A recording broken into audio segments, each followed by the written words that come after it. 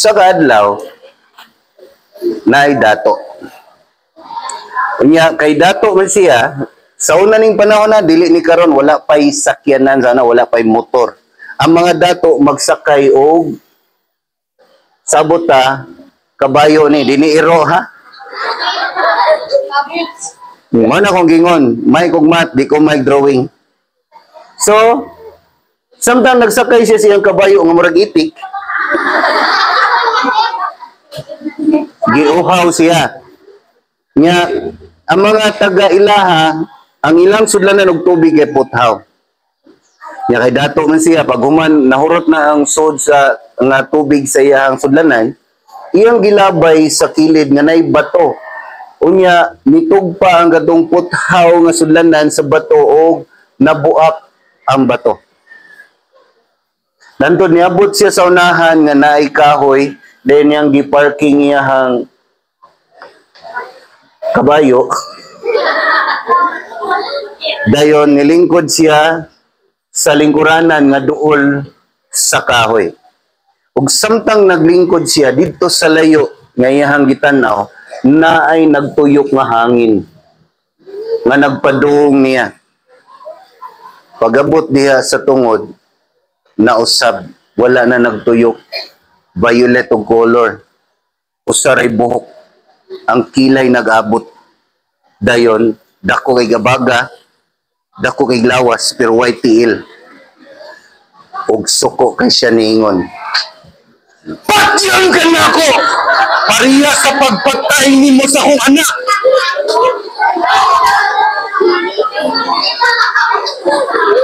Ningon siya, "Ha? Kasi anak, wa man ko'y gipatay." Ningon ang Genie, lagot kayong Genie, "Di ba ikaw tong nagkabayo ganina nga niinom og tubig?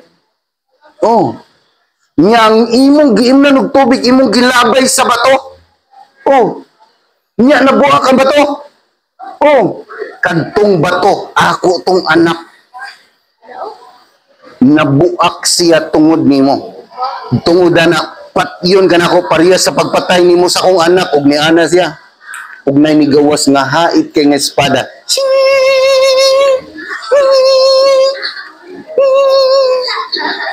Then yang giisang yang espada aron patyon ng lalaki. Pag-isa niya sa espada, niluhod ang lalaki niya ningon, "Sir, muangkon ko sir, kung ako'y nakapatay sa imong anak, musugot ko, patyon ko nimo. Pero pwede mo hangyo ko sir?" Ningon ng Genie, "Kahilas ba nimo, nakapatay ka niya, maghangyo-hangyo ka?" Siya, "Sige lang sir, musugot ko patyon ko nimo, pero pwede mo uli isa ko sa mua, mubabay sa ko sa kong pamilya niya, mubalik ko diri aron patyon ko nimo." Siya, "Mubalik ka?" Siya, "Sir Genie ka, wala imposible nimo, kundi ko mubalik patyaga pila kong pamilya." Siya, "Sige, kundi ka mubalik sunod buwan, parihang adlaw ug parihang orasa aning lugara, patyon ako tanan nimong kaliwat." So nagpasalamat siya niya, niuli siya sa ilaha. Kasagaran iguli niya sa ilaha, malipayon kay siya nga na siya dang pasalubong padong siyang anak.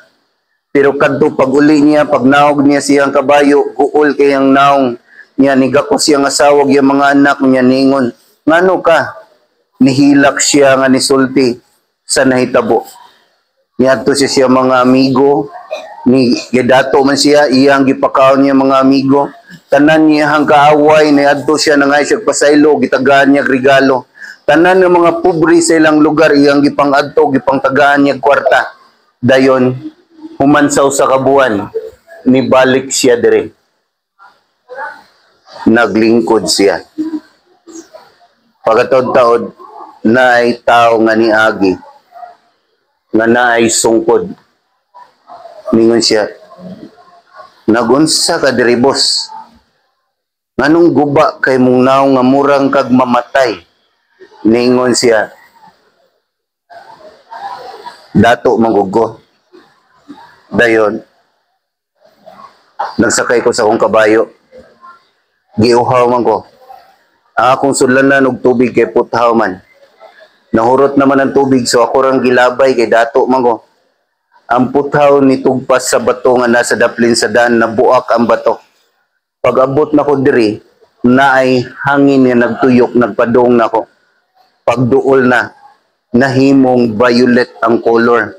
Usaray buhok, ang kilay nag-abot. Dako kay gabaga, dako kay glawas. Dayon, wala siya tiil. Suko kay siya niingon. Patyon ka na ako, pariya sa pagpatay ni mo sa kong anak. Pero, wako ka ba? Unsa ko sa... So, niingon to ang genie, ng kaduding bato, iya hatong anak. Ug kay nabuak man ang bato, parihaon ko niya siyang anak, hiwa-hiwaon ko niya. Siya, amaw ba? Sige, mutanaw ko anang genie. So, nilingkod siya, samtang nagpaabot. Pagkataod na niabot laing lalaki. Na siya'y duha ka, iro na ha, di na bata. Na siya'y nga duha ka, iro. Ningon di siya, ngano mong duha? Nganong guba kanyong naw, nga mura mong patyon? Ningon din siya, kani magud siya, niingon, nga dato siya. Nga, nagsakay siya siyang kabayo. Dayon, giuhaw man siya. Tungod siyang kauhaw, nahurot niya ang sud sa iyahang sudlanan sa tubig. Nya puthaw man. So iyang gilabay sa bato. Nabuak ang bato. Pagabot niya diri, na ay hangin nga nagtuyok. Pagduol na kaayo, nahimong violet. Naray usa ka buhok. Nag-abot ang kilay. Dako kay gabaga, dako kay glawas.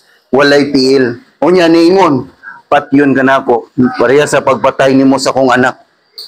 Ningon siya nga, wa man siya gipatay. Ningon din ng genie, nga kadto kunong bato, anak to sa genie. Niya nabuak man, gusto niya kaning tawhana, hiwa-hiwaon. Siya mao ba? O sige, mutanaw ko ng genie. Yan, nadri ang mga eroha. Dayon na niabot, na walay da. Siyara, niyo siya, nangaunsa mo. Nganong guba kayong naw, nga mura mong mamatay.